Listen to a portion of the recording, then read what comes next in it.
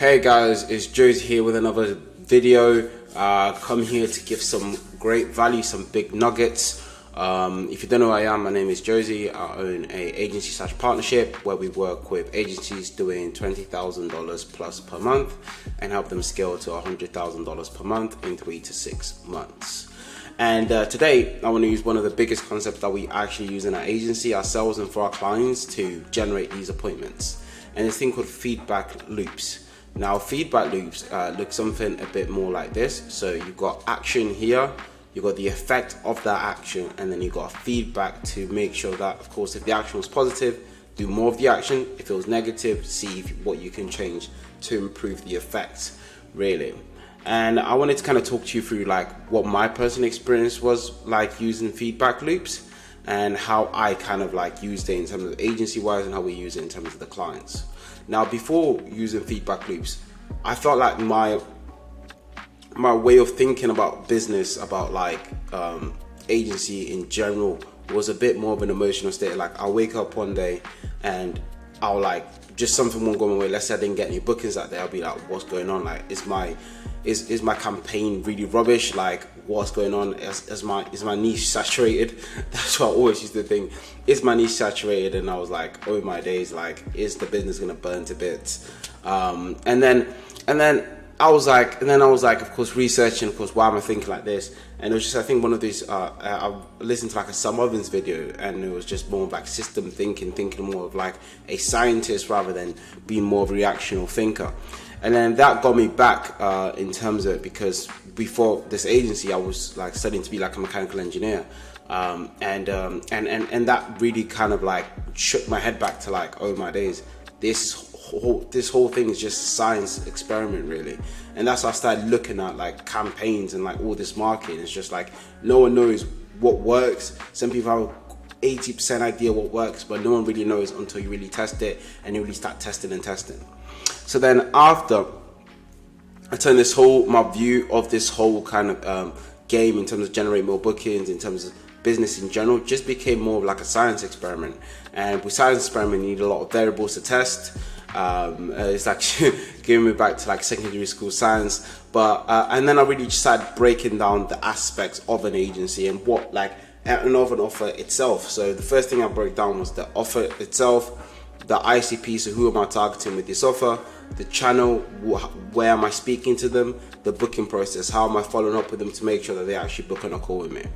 Now, these are kind of the main factors that there are, but once you actually go deeper into all of these factors, you understand that there are factors inside of factors, which sounds really confusing, I know. So for example, like offer would be like guarantees, would be bonuses, would be time frames, would be call out in terms of the niche. ICP would be employee size, kind of going deeper, maybe location, revenue size, etc. And all of these in terms of like in terms of like the factors, all of them got tested really, really rapidly.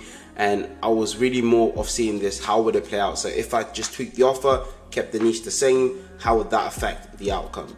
If I kept the offer the same but changed entirely different targets, so targeted clients with higher paying, with more staff, stuff like that, how would they receive the same kind of message? And it sounds weird, you're like, oh, but how would that affect? But trust me, it affects it so like greatly amount that you don't even understand that one little tweak in terms of like even just going from like companies with 5 employees to companies with 20 employees, they receive that message completely different, as of course they're thinking on a different wavelength than other let's say lower down businesses that are making less revenue. Now then I started asking myself some questions. I was like, what does this niche really want, and how do they buy services, and what's the pain point? Like, I needed to understand this niche as well in terms of like when I'm doing feedback loops.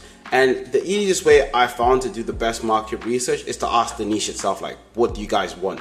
So I started asking. So a nice little tip that I started doing was like, every time I jump on sales calls and I knew I wasn't going to close because like they just wasn't a good fit, I'll ask them like, okay, I'll walk them through my offer and I'll ask them, okay, like, what do you need help with? And in terms of that, and what do you need like support with? And what problems are you facing? And of course, you ask them during the sales calls, which of course you're doing it, but after, I wanted to get the feedback on my offer. So what do you think about this offer? What would you say that could improve? And little feedback like that, you got, like, people don't really want to have the humility to kind of ask that, but I kept asking that just to see, like, what were they thinking about my offer that I wasn't thinking, and allowed me to move really, really rapidly and really, really tweak the offer really quick. And of course, I've seen great success with that. And then with that being said, also what I've done is also just study the replies I was getting from my outreach. So what were types of replies as well, because that can give you a good indicator, especially when you use stuff like email. Because if you use email, you know in the first week if your offer's rubbish. Like, let's be honest, if you don't book any meetings in the first week, you know your offer's rubbish, your targeting is off, stuff like that. And then what I then done is I took all of these and then I laid these out in a nice little spreadsheet, and I started of course testing each variable and seeing how that would affect the campaign. And then with volume, once you get the volume in place, you can start testing really, really rapidly, and you can find out what works rapidly. And then once you find out what works, it's just 7 times in the output. Is if you know this gets you X amount of bookings, for every, let's say you have a 1% meeting booked rate, that means for every 100 people that you message, again on a call with one, you need to then do 700 people a day to then get 7 calls a day, roughly. And of course, calls goes like this and now, so you might get 20 bookings in one day, then 0 the next day. Stuff like this happens, but this is kind of like the feedback loop, the whole mechanism, how this works. And it's really important that you use this in your own business to kind of find out what works for you. And that's just it for this video. And of course, if you're looking for someone to help you, of course, if you're an agency doing around over $20,000 per month and you're looking to scale to the $100,000 per month, our partnership agency program helps you do that. It'll be working one-on-one with us. It'll be more of like a done for you format where we'll be helping you build out this whole system. We'll be actually doing the outreach there for you. We'll be helping you with the sales foundation to close these people on the phone.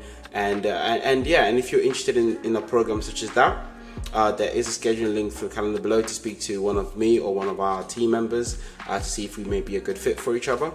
And if you're just, of course, looking for more information about what we do and in terms of just getting a bit more value, we have like a newsletter below where you can sign up, and you will be sending weekly letters and weekly newsletters to you via email, and I'll be actually explaining these concepts in further, getting our hot takes, any new things that we come across in the market. And yeah, if you enjoyed this video, give a thumbs up, share it, comment, do your thing, and yeah, catch you in the next one.